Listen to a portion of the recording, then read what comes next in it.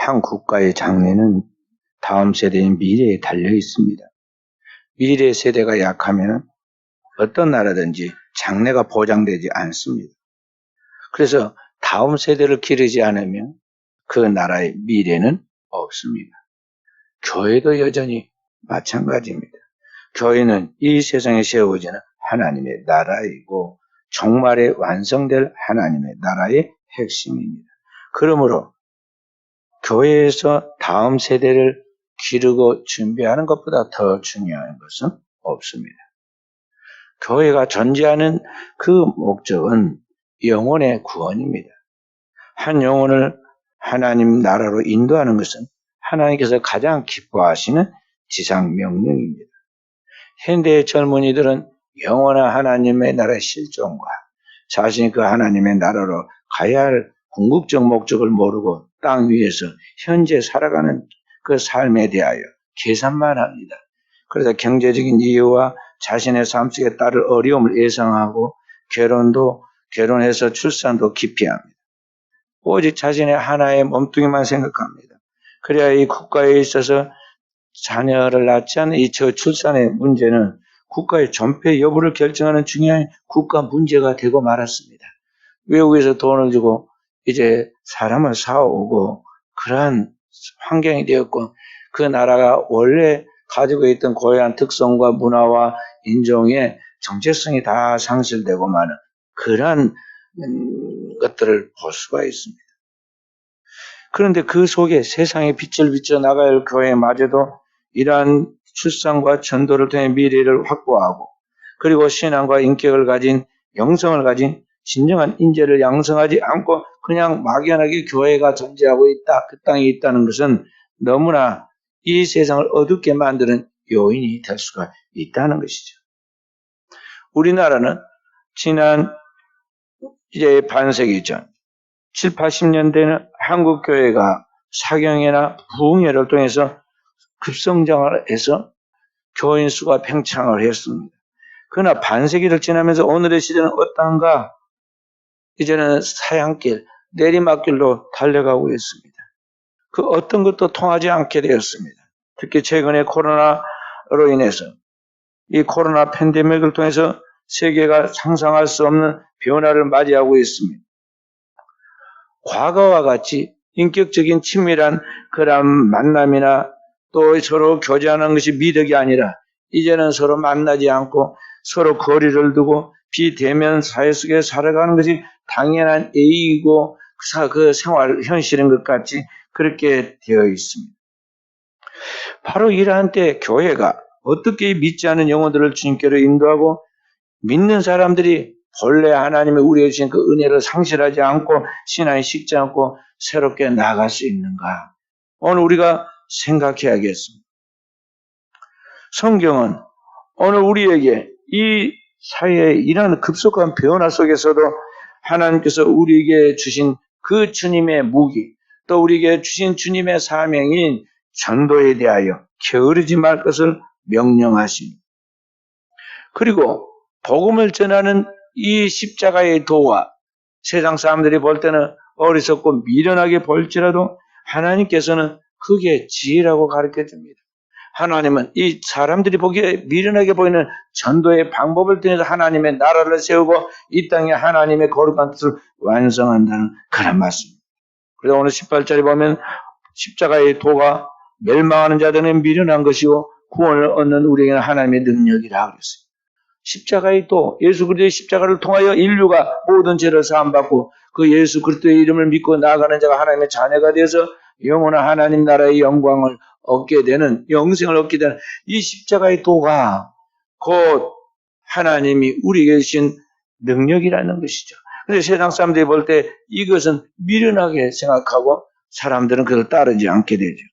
그래서 하나님께서는 인간적 이론이나 설득이나 또는 논리를 통해서가 아니라 하나님이 전능한 이 진리의 말씀인 이 복음의 확실한 사실, 십자가의 도를 전하는 이 전도를 통해서만 하나님의 나라를 이루어 간다는 것을 가르쳐 주시고 이것이 하나님의 지혜이기 때문에 우리는 그 지혜를 따라가라고 말씀하고 있는 것이죠. 그래서 21절에 하나님의 지혜에 있어서는 이 세상이 자기 지혜로 하나님을 알지 못함으로 알 수 없다는 거죠. 하나님께서 전도에 미련한 것으로, 이 복음을 전하는 전도에 미련한 것으로 믿는 자들을 구원하시기를 기뻐하셨도다. 하나님의 구원의 유일한 방편이 뭐냐면은 전도다 하는 것이죠. 전도보다 더 큰 사명은 없습니다. 그래서 성경 우리에게 주님의 지상 명령으로 너희는 가서 만민에게 복음을 전파하라. 믿고 세례를 받은 사람은 영생을 얻고 믿지 않은 사람은 정죄를 받으리라 그랬고, 너희는 가서 만민에게 그 복음을 전하여 진정한 주님 닮은 제자로까지 만들라고 명령을 한 것입니다. 그래서 오늘 우리 순천 은혜교회도 신앙의 기본으로 돌아와서 오늘 우리가 영혼을 구원하는 일에 최선을 다해야겠습니다. 그리고 영혼을 구원할 수 있는 진정한 제자를 만드는 일에 최선을 다해야겠다는 것이죠. 오늘 우리가 살고 있는 사회는 이제는 지식 사회가 되어서 많은 사람들이 다 이 학교의 문턱을 받고 책을 보고 그리고 축적된 그런 지식을 컴퓨터에 저장을 해서 그걸 보면서 모르는 것이 없는 것 같이 보입니다. 그래서 다 똑똑같이 생각하지만은 그렇게 똑똑하다는 사람들이 엉뚱하게 돌아다니면서 수많은 죄를 저지릅니다. 마귀에게 속아서 어둠 속에서 숨어서 죄를 짓고 그리고 죄값을 죽어갑니다. 죽음으로 끝나지 않고 다시는 돌아오지 못하는 영원한 멸망 속에 음부에서 그 지옥에서 고통받고 있습니다. 지금도 수많은 영혼들이 죽음과 함께 지옥에 떨어지고 있는데 이 방황하는 죽어가는 영혼들에게 누가 오늘 그리스도의 이 복음을 전하고 그리스도의 심장으로 이 영혼들을 주님께로 인도할 것이냐 하는 것이죠. 2000년 전에 역사의 마지막 때에 오신 하나님의 아들 예수 그리스도는 하나님의 독생자로 점도 없고 흠도 없는 죄 없는 분이셨지만 우리의 죄를 대신 담당하고 하나님의 영원한 속죄의 제물이 되어서 우리의 죄를 담당하고 십자가에서 피 흘려 죽으십니다. 그 주님이 십자가에 지신 영원한 속죄로 말미암아 오늘 우리 하나님 앞에서 우리가 죄사함과 함께 구원을 받아 하나님의 자녀가 되는 권세를 얻게 되었는데 바로 그렇게 하기까지 자신을 내어주시기까지 그 아들을 이 땅에 보내주시기까지 사랑하신 바로 그 하나님의 사랑, 그리스도 예수의 그 뜨거운 십자가의 그 사랑을 우리 마음 심장에 가지고 이 땅에 있는 영혼들을 궁멸히 보고 이 땅의 영혼들을 어떻게든 한 영혼이라도 주님께로 인도하려고 하는 그것이 오늘 예수 믿는 우리들에게서 은혜 받은 우리에게서 가장 큰 사명이고 우리가 하나님의 나라로 나아가는 일에서 가장 중요한 핵심적인 일이라는 것을 우리가 알아야겠습니다. 그것이 인류의 미래와 함께 오늘 우리가 들어갈 하나님의 나라를 우리의 삶 속에서 미리 선취하는, 미리 취하여 그것을 맛보는 길이라는 것이죠. 만약 크리스찬으로서만 이 심장을 잃어버리면 그 사람은 세속화된 사람이고 타락한 사람이고 하나님과는 상관없는 사람이 됩니다. 그렇기 때문에 우리는 늘 그리스도의 이 마음을 잊어버리지 않으려고 해야 합니다. 사도 바울은 빌립보 교인들의 너희 안에 이 마음을 품으라고 그리스도 예수의 마음이라 그랬습니다. 그리스도 예수의 그 심장, 그 마음을 가져야 합니다. 그렇다면 어떻게 우리가 오늘 이 땅에서 이와 같이 주님의 지상 명령을 감당할 수 있을 것인가 하는 것이죠. 첫째는 오늘 우리 먼저 믿는 자들이 그 영혼의 하나님의 은혜를 다시 체험하는 부흥을 맛보아야 하는 것입니다. 다시 말해서 오늘 우리가 거듭나고 또 거듭나서 진정한 제자가 되어야 한다는 것이죠. 아프리카 남아공 공화국에서 태어나서 영국의 가장 큰 교회 최고의 설교자로 명성을 날렸던 마틴 로이드 존스라는 목사님이 계십니다. 그분이 이런 말을 했습니다. 부흥은 엄밀히 말해서 불신자들이 전도된 믿음을 갖게 되어 숫자가 늘어난 것이 아니라 이미 생명을 얻었던 자가 영적 생명을 잃어버리게 되었을 때 다시 살아나고 회복되는 것을 의미한다. 그랬습니다. 쉽게 말해서 리바이벌. 부흥이라는 것은 다른 외부적인 안 믿는 사람들이 교회에 나와서 그래서 그들이 숫자가 많은 그것이 부흥이 아니라 오늘 먼저 믿고 있는 우리가 신앙을 가지고 있는데 그 신앙이 지금 뭔가 병들고 세속화되고 잘못되어 있는 그것을 깨닫고 회개해서 그 영혼이 다시 생명이 회복되고 하나님의 은혜를 회복되고 그렇게 나아가는 그것이야말로 진정한 부흥이다. 그런 말이죠. 미국의 대각성 운동을 할 때 그 부흥 운동을 주도했던 사람 중에 한 분이 찰스핀이라는 유명한 부흥사가 있는데 그분이 이렇게 책망을 했습니다. 불신자들이 회개하는 것보다 우리 그리스도인들이 부흥을 통해 회복하지 않는 점은 더 비난받아야 한다. 보통 사람들은 말하기를 누가 전도했는데 교회를 안 나온다 강팍하다고 말하고 이러저런 이야기를 합니다. 아닙니다. 오늘 성경은 우리에게 우리 자신이 지금 하나님 앞에 강팍하다고 이야기합니다. 우리가 너무나 세습가 있고 때가 묻어있고 병들어 있고 딱딱하게 굳어있는데 자신의 실체를 알지 못하고 우리는 다른 사람을 핑계하고 있다는 것이죠. 그것을 비난받아야 한다는 것입니다. 오늘 먼저 믿고 있는 저와 우리 순천은혜교회 성도들이 그동안 많이 달아져가지고 신앙이 뜨뜻미지근하여 차지도 않고 뜨겁지도 않아서 토하여 너를 내치리라고 주님께서 라오디게아 교회를 책망했던 같이 오늘 우리가 그렇게 신앙생활을 하고 있다는 것이죠. 쓸데없는 일에 헛된 일에 시간과 정력과 인생을 낭비하면서 거기에 전력 투구하여 다 탈진하고 당진하고 인생을 낭비하고 하나님 앞에 나와서는 쥐꼬리만한 열심, 열정, 헌신을 합니다. 그리고도 복받기는 마치 어린 아이가 배보다 배꼽이 더 크기를 바라는 것 같이 엄청난 하나님의 축복을 받고 자손만대 축복을 받기를 바라는 그런 망상을 하고 있어요. 그래서 신앙이 미신이 되는 거예요. 중세 천년에 카톨릭 교회의 약점이 뭐냐면요. 완전히 신앙이 성경의 본질에서 떠나가지고 미신적으로 되고 말았다는 거죠. 성경을 읽지 않고 듣지 않고 그 가운데 있는 말씀을 삶 속에 적용해 나가는 것이 아니라 교회 마당만 받고 그 이름을 출석해서 등록해서 세례 교인만 되면 하늘의 복은 따는 당상이라 생각하고 만약에 교회에서 그를 책망하거나 또는 출교를 해서 밖으로 내쫓는다고 하면 그걸 두려워서 쩔쩔매고 그랬어요. 그래서 중세 교회가 어찌 됐습니까? 무력화되고 병든 그 중세 교회가 세상을 어둡게 해서 중세시대 암흑의 시대라고 말하지 않아요? 그리고 세상에 빛이 되지 못하고 하나님의 모든 축복을 다 탕진해버리니까 하나님께서 그들의 타락하고 세속화된 그들을 질책하고 다시 은혜 받고 영성을 회복한 사람들을 일으켰는데 그게 종교개혁입니다. 깨어있는 영성의 사람들이 말씀과 성령으로 거듭나서 성령의 힘으로 하나님의 복음을 선포하기 시작했는데 이게 오늘날 개혁교회의 시작이 되었다는 것이죠. 그 개혁자들의 후손들, 그 개혁자들의 후예가 바로 오늘 우리인데 오늘의 우리는 또 어떠하냐? 500년의 역사를 지나오면서 우리의 신앙과 완전히 세속화되었어요.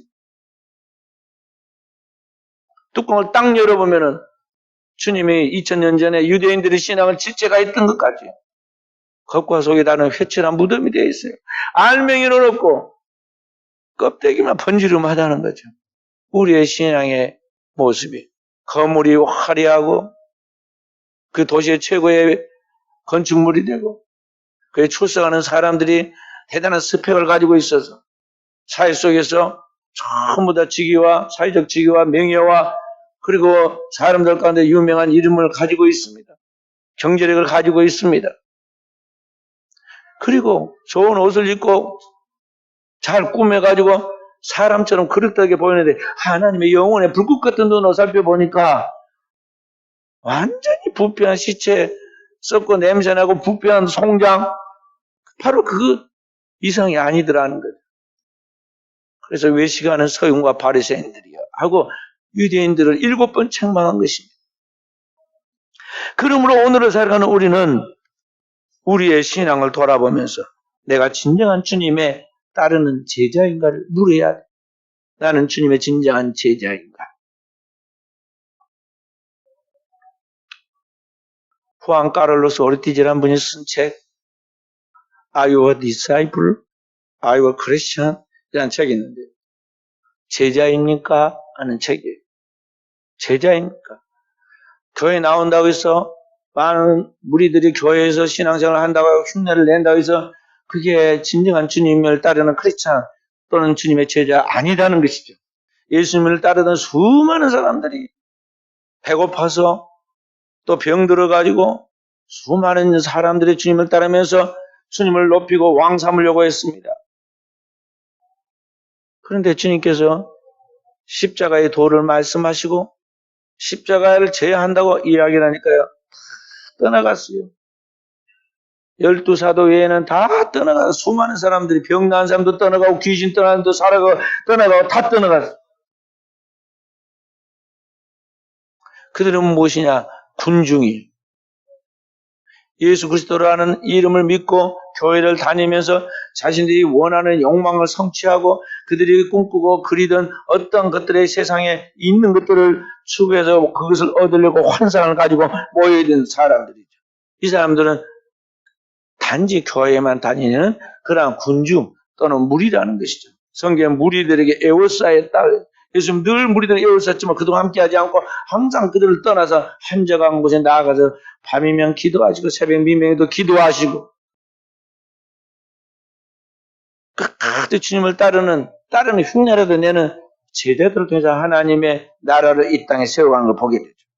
그래서 오늘을 살아가는 우리는 처음에는 아무것도 모르고 교회를 나왔을지라도 이제 주님을 진정으로 믿고 주님의 과 함께 그 복음의 그 목표인 영원한 하나님의 나라를 바라보고 오늘을 살아가는 백성들이라면 우리가 내가 진정한 주님의 제자로 서가고 있는가? 우리는 우리 자신의 영성과 우리 자신의 신앙과 우리 자신의 인격을 날마다 체크하고 매 주일마다 체크하고 그래서 그리스도의 형상과 모양으로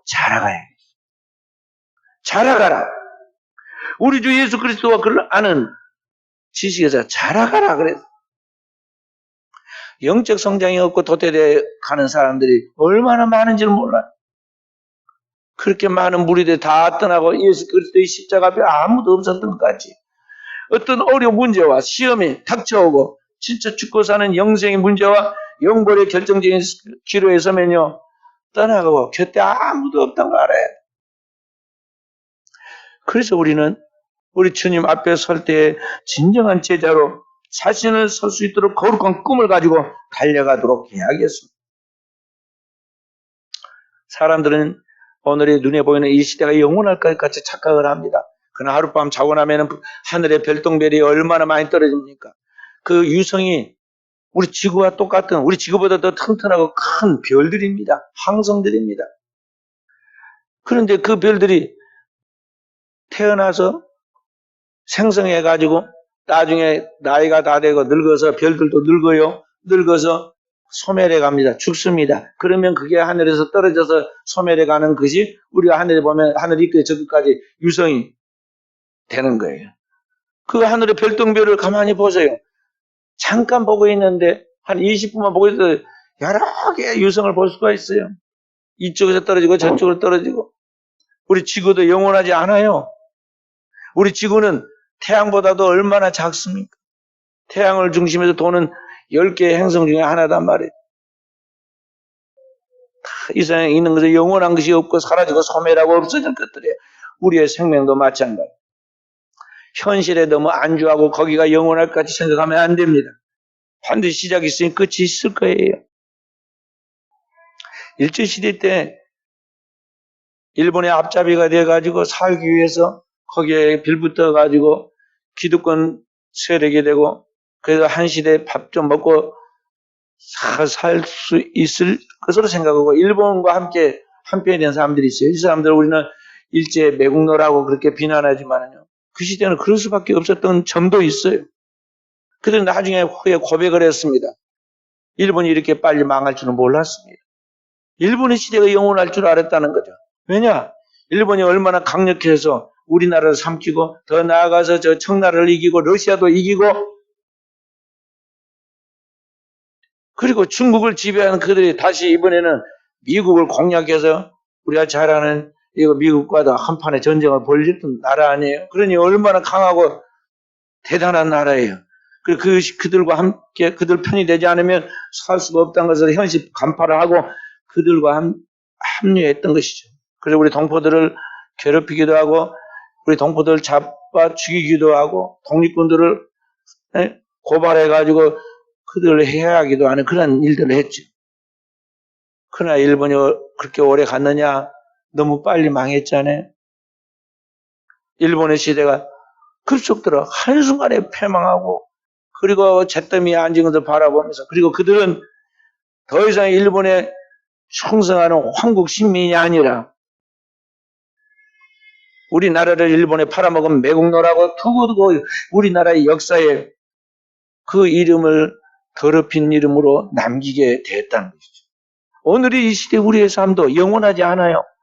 시대가 자꾸 바뀌어갑니다. 뿐만 아니라 지금 우리가 살고 있는 이 시대는 또 한 번의 큰 변화를 가지고 있잖아요. 역사에 살아가면서 이 숨쉬기가 어렵고 마음대로 출입하면서 숨을 못 쉰다. 사람을 마음대로 못 만나고 못 만진다. 그런 적이 있었나요? 그러나 전 세계가 지금 공통적으로 이 작은 바이러스 하나 때문에 사람들끼리 만나지 않고 비대면이고, 그리고 숨쉬지 못하고 늘 짐승도 아닌데 사람이 입에다가 입마개를 해가지고 입을 꽉 막고 있어야 하고, 만나면 이 스킨십을 해야지 이게 정이 오고 간다고 그랬는데, 사람들은 부모가 됐든 친구가 됐든 누가 됐든 자기 사랑하는 손자, 손녀를 만나서도 볼을 비빌 수 없고 거리를 띄워둬야 하고. 오늘 우리 시대가 그렇게 돼서 그것도 오늘만 끝나는 것이 앞으로 이러한 시대가 계속될 것이고 더 심해질 거라는 것이죠. 바로 이러한 절망하는 이 시대 속에 많은 사람들이 이런 어려운 시대 속에서 고통받고 있는 이러한 때 오늘 그리스도인으로서 우리가 어떻게 이들에게 희망을 줄 수 있을 것인가 하는 것이죠. 그래서 오늘을 살아가는 우리는 주님 앞에서 깨어 있어야 돼요.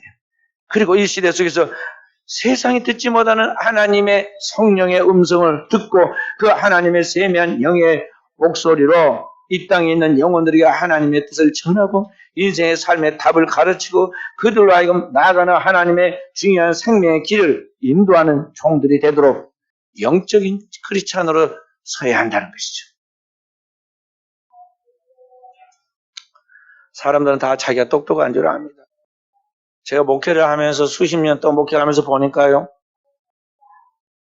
하나님의 교회에서 하나님이 쓰는 사람들을 가만히 보면요, 이 사회에서 똑똑하고 또 사회 속에서 경제력이 있고 사회적 지위가 있고 스스로 자기 자신이 볼 때 잘났다고 생각할 만큼의 그러한 스펙을 가지고 있는 사람들은요, 교회에서 쓰임을 못 받더라고요.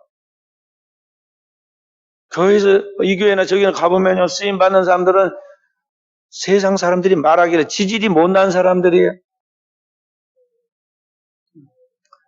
우리 목사들은 옛날에 대학교 떨어지면 신학교나 가라 그래가지고 신학교 오고,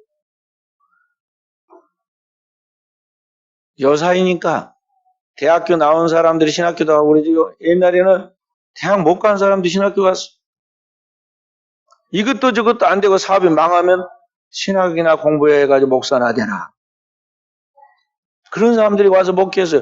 그래서 한국 교회가 망하고 한국 사회가 나빠졌느냐?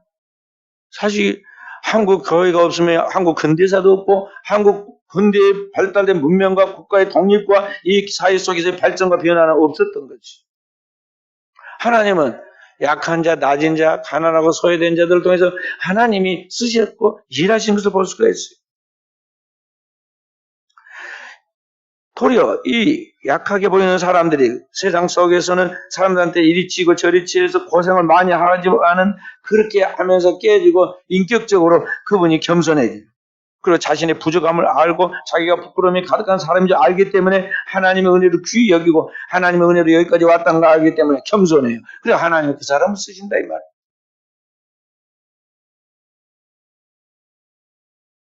요한복음 2장에 보면 예수님이 최초의 기적을 보던 이야기가 나오는데 가나의 혼인잔치의 이야기입니다. 예수님과 그 모친이 가까운 친척이 있는 그 가나에 결혼식에 초대를 받아 갔는데 한참 전 잔치에 흥이 나가지고 있는 정점에 예수님의 모친 마리아가 예수님께 찾아가서 이야기합니다. 큰일 났다. 이 집에 지금 포도주가 다 떨어져가지고 포도주가 없다. 그랬어요. 예수님께서 그 이야기를 듣고는 그 집에 제일 못난 하인들, 종, 이게 이야기했어요. 물을 떠다가 저 항아리에 채우라. 같이 그게 물이 다 떨어지고 빈 항아리에 6개가 있었는데 그 항아리에 물을 채우라는 거야. 종들이 아주 땀을 뻘뻘 흘리고 물을 가득 채워놨대. 이번에는 말씀하기를 떠다가 연회장에게 갖다 주라. 연회장이 그 잔치를 책임지는 사람이거든요. 보통 사람이 뭐 떠놓은 것도 문제지만 다시 떠갖고 갖다 준다는 것도 문제예요. 갖다 준다는 것은 뭐냐면 물로 이게 물이 변하여 포도주가 되었으니 이 포도주를 맛보시고 나눠주시오. 그 말이거든. 이 종들이 아무리 미련하고 바보 같은 사람이라도 맹물을 갖다 주고 포도주라고 그랬다가 이 연회장한테 뺨을 막 귀싸대기를 맞든지 발로 채이든지 그럴 거 아니에요? 지금 그러한에도 화가 나 죽겠는데 잔치에 포도주가 떨어져가지고 지금 큰 어려움을 당하게 생겼는데 너희들까지 와서 장난을 치냐고 얼마나 화를 내겠어요. 그런데 지금 예수님이 이 맹물을 가지고 떠다가 주라는 거예요. 그러면 포도주가 된다. 그런데 그 성경에 뭐라고 하냐면 하인들이 그대로 순종했더니 연회장이 그 포도주를 마셨다. 물을 마신 거죠. 물을 마셨는데 물로 변하여 된 포도주를 마신 거예요. 마시고는 감탄했어요. 이야, 최고의 극상품 포도주다. 보통 사람들은 좋은 포도주가 있으면 먼저 먹여가지고 술이 취하면 그때는 그냥 싼 포도주도 갖다 내야 돼도 모르니까 그렇게 하는데 이 집에는 처음에도 포도주가 좋더니 마지막엔 더 최고의 어디서 포도주가 나왔다고 칭찬했어요. 자, 이 종들이 하나님 앞에서 영광을 드러내고 쓰임을 받는 건 무엇입니까? 그죠? 주님의 말씀에 순종했다는 거예요. 순종했다. 그래서 성경의 말씀에 순종이 제사보다 낫고 듣는 것이 수양의 기름보다 낫다. 그리스도인들이 하나님의 거룩한 교회에서 신앙생활을 하면서 나아갈 때 주님의 제자로서 성경을 통하여 주님이 우리에게 말씀하신 그 모든 말씀에 이해하고 안일함이 없이 순종할 줄 알아야 하고 그 하나님의 말씀을 순종하고 주님을 따라가고 나아갈 때 거기에 하나님의 역사가 성령의 역사와 기적이 나타나는 할렐루야. 그동안 우리가 얼마나 자기 생각으로 하나님의 말씀을 이리저리 잣대로 재고 자기 생각을 가미하거나 자기 생각으로 판단해가지고 하나님 앞에 불신하고 불순종했습니까? 이것이 우리의 무지한 어리석음이에요. 우리는 바로 그러한 것들을 회개하고 주님을 따르되 초대교회 12 사도들처럼 주님을 진정으로 믿고 따르는 종들이 되어야겠어요. 주님이 마가복음 8장 34절에 이렇게 말했습니다. 무리와 제자들을 불러 이르시되 누구든지 나를 따라오려거든 자기를 부인하고 자기 십자가를 지고 나를 따를 것이니라. 주님의 진정한 제자가 되려면 그렇게 되려면 첫째는 자기를 완전히 자기의 생각을 자기의 모든 사상을 자기의 모든 경험을 다 디나이얼 부정하라는 거예요. 그리고 자기 십자가를 지고 예수님이 십자가를 지신 것 같이 오늘 우리도 주님 앞에서 주님 자기를 십자가에 매달아 버리고 그리고 내 고집대로 내 주장대로 내 판단대로 내 경험대로 내가 옳다 내가 어렵다고 하는 것이 아니라 주님을 따라간다는 것이죠. 그게 진정한 제자예요. 그래서 우리는 먼저 이 땅에 있는 영혼들에 대한 거룩한 부담을 갖고 그들을 주께로 인도하기 위해서는 내가 이와 같은 주님의 진정한 제자가 되도록 기도해야 하겠습니다. 두 번째는 오늘 우리는 주님처럼 영혼에 대한 불타는 사랑을 가지고 평생을 영혼 구원을 주님의 지상 명령으로 삼고 내 삶의 우선순위를 이 영혼을 구원하는 일에 목표를 두고 달려가자는 것입니다. 어느 날 주님께서 새벽에 기도하고 있는데 제자들이 쫓아왔습니다. 보니까 주님께서 이른 새벽인데 혼자서 한 장을 기도하고 있습니다. 그래서 제자들이 그만 기도하시고 이제 내려가십시다. 그러니까 주님께서 제자들에게 그래 가자. 내가 전도하여야 하리니 내가 이를 위하여 왔노라. 그러면서 아침에 일어나서 이제 활동을 시작하는데 전도하러 가십니다. 그리고 주님이 오신 목적이 바로 이 복음을 전하는 일을 위하여 왔다고 주님께서 가르쳐 주죠. 우리가 주님을 따른다는 것은 바로 주님이 하신 그 일을 그대로 행한다는 거예요. 사람은 살아가면서 무언가 자기의 일에 있어야 하고 자기 일에 미쳐야지 행복한 거예요. 그런데 이 땅에 아무리 세상에 있는 것들은 쌓고 모으고 높아지고 다 그래도 말이죠. 며칠을 못 가요. 그 행복감이. 영원한 게 아니에요. 땅에 있는 것은 그게 붙잡는 순간 마치 물거품이 사라지듯이 안개가 사라지듯이 그리고 꽃잎이 시들어버리듯이 내 인생에 있어서 그 붙잡는 순간 다 허무해지고 무의미해지는 거예요. 근데 사람들은 그 가치관을 갖고 거기에 가치가 있다 생각하고 쫓아가는데 결국 헛되뿐이라는 거죠. 세상의 만구의 영화를 다 누려봤던 솔로몬이 뭐라고 그랬습니까? 전도서 1장 1절에 주제를 쓰기를 모든 것이 헛되다고 그랬잖아요. 그때 한 번만 헛되다 그러면 될 것인데 5번 그냥 헛되고 헛되며 뭐 헛되고 헛되니 모든 것이 헛되도다.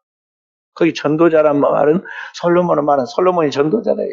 하나의 복음을 전한 그 시대. 헛되다. 해 아래서 사람의 수고한 그 모든 수고가 무엇이 유익한 거 다 바람을 잡으려는 것이다.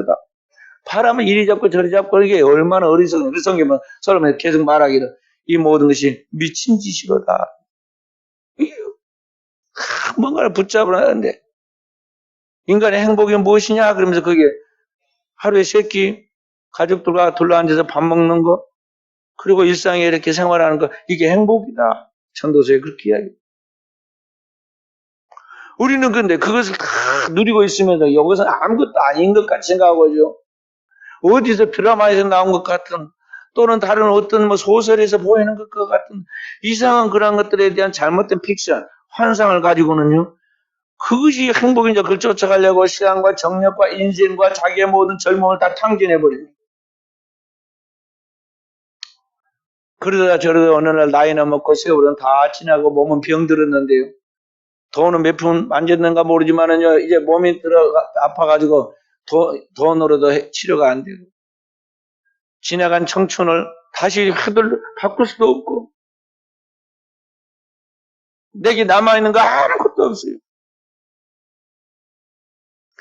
헛될 뿐이란 거죠. 그러므로 하나님의 은혜를 받고 영원한 세계에 대한 하나님의 나라의 비전에 통찰력을 가진 사람들은 항상 땅에 살겠지만 하늘에 속하는 사람으로서 자신을 인식하고 위의 것을 바라보고 위의 것을 생각하고 그 영원한 하나님의 나라와 하나님 백성의 자격인 그의 의를 구하면서 오늘을 살아가는 일에 최선을 다해야 한다는 것이죠. 그리고 그 하나님의 나라와 하나님의 의를 구하고 살아갈 때 여러분들과 제가 해야 할 일은 뭐냐면은 내가 구원받은 것 같이 또 다른 나의 형제들을 구원시키는 것이 하나님의 가장 기뻐하는 일인 줄 알고 영혼의 구원에 최선의 목표를 두고 달려가라는 거예요. 사람들은요, 자기 가족만 알아요. 1촌. 부부 간에 무촌, 자식 간에 1촌이잖아요.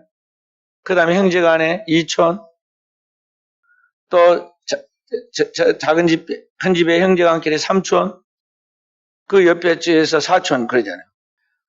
커봐야 한 4촌 정도나 그 조금 친하고, 나머지는 다 남인 줄 알지만은요, 인류를 하나님의 한 혈통으로 지어서 우리 모든 사람은 다 한 집의 자녀들이단 말이에요. 아담의 후손으로서 우리는 일가예요, 일가. 일가 친척이라고 그러잖아요. 다 한 족속, 한 혈통에서 나온 일가란 말이죠. 그리고 우리는 다 한 형제들이야. 촌수가 조금 다를 뿐이지. 다 한 친척이고 형제이고 일가란 말이죠. 그러니까 이 한 사람들 인류를 한 혈통으로 보고 그 영혼들을 내 형제들을 살려야겠다, 내 가족을 살려야겠다, 이 가문을 살려야겠다. 그런 정신을 가지고 이 영혼을 돌봐야 하는데 우리는 너무나 작아. 그래서 자기 새끼만 알고, 자기 몸뚱이만 알고 이게 아니야. 은혜 받으면요 완전히 달라야 돼요. 로마서 9장 10장에 보면은 사도 바울이 로마서에 뭐라고 말씀합니까? 내 마음에 큰 근심과 그치지 않은 고통이 있다. 그것은 오늘 내 자신이 저주를 받아서 하나님께 끊어질 때를 원하는 것인데 바로 내 이 동포들, 내 혈육인 이 동포들, 이스라엘 백성들이 구원받는 것이다. 밤낮으로 그 마음에 거룩한 부담이 있어서 복음을 전하러 갈 때마다 첫 번째 유대인들, 이스라엘 백성들이 있는 이 회당에 들어가서 복음을 전하다가 얼마나 낭패를 많이 당하고 공격을 받았어요. 그래도 또 갑니다. 꾸역꾸역. 왜 그러냐면 자기 동포들을 먼저 구원시키려고. 오늘 우리가 하나님을 믿는 사람으로서 이런 하나님의 마음, 거룩한 불타는 영혼에 대한 열정이 있어야 한다는 것이죠. 십자가와 죽음과 부활을 체험하고 이제 승천하기 직전에 예수님께서 갈릴리에 물고기 잡고 있는 시몬 베드로에 다시 찾아가잖아요. 제자들과 함께 물고기 잡고 찾아가서 그들을 아침 식사를 대접하면서 시몬을 대표로 불러놓고 이야기합니다. 요한의 아들 시몬아, 내가 이 사람들보다 나를 더 사랑하느냐? 아, 주님, 내가 주님을 사랑할 주님 아시잖아요. 주님의 말씀을 내 어린 양을 먹이라. 한 번 물으면 되는데 예수 주님이 또 물으십니다. 침해온 것도 아니고 베드로 무시한 것도 아니고 베드로에게 똑같은 일을 또 물었습니다. 요한의 아들 시몬아, 내가 이 사람들보다 나를 더 사랑하느냐? 주여, 내가 주를 사랑하는 주님이 하십니다. 내 양을 치라. 세 번째 주님이 또 물으십니다. 요한의 아들 시몬아, 내가 이 사람들보다 나를 더 사랑하느냐? 왜 자꾸 물으실까? 시몬 베드로가 근심이 되어서 내가 주를 사랑하는 줄 주님이 아십니다. 주님이 말씀하시잖아요. 내 양을 먹이라. 이게 무엇입니까? 주님께서 그 사랑하는 이 베드로에게 주님의 심장으로 세상의 어린 양이 너희들을 구원하게 해야 내가 와서 너희를 위하여 십자가를 지고 이 희생을 하여 그들을 살린 것까지 너희가 진정한 나의 분신이고 나의 제자로서 나와 같은 심령을 가지고 있다면 내가 하는 일을 네가 해라는 거죠. 주님이 선한 목적으로 이 양을 친 것 같이 이 양을 살리기 위해서 한 것 같이 너도 그렇게 이 땅에 있는 양들을 어린 양부터 시작해서 뭐 장성한 영혼까지 다 그들의 영혼을 위하여 희생하라는 거죠. 이것이 예수 믿는 그리스도인의 삶의 전제의 목적이 되어야 하고 의미가 되어야 하고 그렇게 살아가는 삶만이 가치가 있다는 걸 알고 그 길에 매진해야 합니다. 주님이 요한복음 6장 27절에 말씀하셨습니다. 하나님의 일을 하는 것이 무엇이냐 이야기하면서 하나님의 일은 하나님의 보내신 자를 믿는 것이 하나님의 일입니다. 그래서 하나님 보내신 자 예수 그리스도를 믿는 것이고 그것이 하나님의 일인데 예수 그리스도를 보낸 것을 믿는데 예수 그리스도 그분이 하신 그 일이 뭐냐면 오늘 하나님의 양이 우리의 영혼을 구원하는 일이에요. 그 일을 위해 오늘 우리가 종사를 인간은 살아가면서 그 의미 있는 일에 바로 그 일을 하라는 거예요. 그래서 모든 크리스찬은 똑같은 거룩한 주님의 목표가 그 지상 명령이 주어진데 무엇이냐면 너희는 가서 모든 민족을 제자로 삼아라 하는 거예요. 그 삶의 현재 살아있는 모든 자리에 그 자리에서 우리 주님을 증거하고 주님을 보여주고 주님을 만나게 하는 것이 우리의 삶의 의미고 목적이에요. 그래서 우리는 근심이 되고 의미가 고민이 됩니다. 그게 뭐냐면 그럼 어떻게 내가 밥 먹고 살고 직장생활을 어떻게 하고 그럴까? 그런 고민들을 하잖아요. 그죠? 걱정할 거 없어. 주님께서 말씀하세요. 너는 빛의 자녀로 빛의 존재 양식을 따라 살아라. 어둠의 자식들은 어둠의 세계의 방식이 있다. 세상 사람들 세상의 방식을 따라 살지만 너는 하나님의 백성으로서의 거룩한 빛의 존재 양식을 따라 살아야 하는데 그게 뭐냐? 이 땅에 있는 생존의 문제는 무엇을 먹고 마실까 입을까 염려하면서 살아가는 세상 사람들이 살아가는 삶의 존재 양식이고 그것 때문에 일하는 것이고 그리스도인은 하나님의 나라를 위하여 하나님의 백성들이 그 영혼을 살리는 그 일을 위해서 주님을 믿고 주님의 일을 전도하여 영혼을 구원하는 일을 위하여 살면 나머지 세상 살아가는데 필요한 것들 모든 것 자녀를 기르는 문제 우리의 직장에서 생활에서 경제적인 문제 그리고 우리 다음 세대의 미래와 그 모든 일들 다 주님이 책임을 진다고 그래요. 그것이 주님의 산상보훈의 마지막 결론이 요한복음 6장 33절 34절이에요. 너희는 먼저 그의 나라와 그의 의를 구하라. 그리하면 이 모든 것을 너희에게 더하시리라. 그리고 살아가는 삶에 있어서 내일까지 지나치게 외상으로 끌어다가 염려하지 말아라. 인생은 하루살이다. 그날 하루를 참 앞에 살도록 오늘에 살아라. 내일 일을 염려 말고 한날의 괴로움은 그날의 족하니 그 하루에 참 살 수 있도록 여기에 기도하면서 하루의 목표를 두고 살아라 그랬어요. 이것이 오늘 그리스도의 삶의 방식. 이걸 못 믿어요. 크리스찬의 태도는 못 믿습니다. 아니요, 내가 뛰어가가지고 뭘 해야지 되고 무엇이 어쩌고 그러지만 나중에 보면요 다 부질이 없는 것이 되고 헛된 것이 되고. 부자들 돈 버는 거 봐봐요.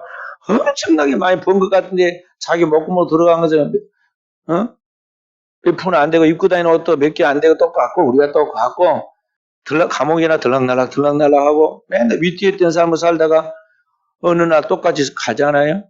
세상에서 다른 사람들 가는 길 똑같이 죽어. 꼭 인생을 그렇게 살아야 할 이유가 뭐예요?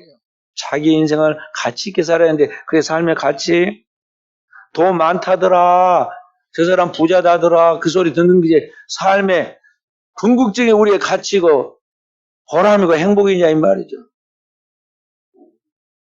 인간의 가치는 이런 물질적이고 이 경제적인 것을 초월해서 엄청난 것들이고 영적이고 정신적이고 심리적이고 환경적으로 모든 면에서 만물의 영장으로서 하나님의 형상과 모양으로서 하나님의 영광에 도달할 자들로서 이 땅이 아니라 영원한 하나님 나라에서 영생할 자들로서 그 무한한 축복들이 있는데 단순한 일한 게 아니다는 거죠. 그렇기 때문에 오늘을 사랑하는 여러분과 저는 하나님 앞에서 깨어 있어야 하는 거예요.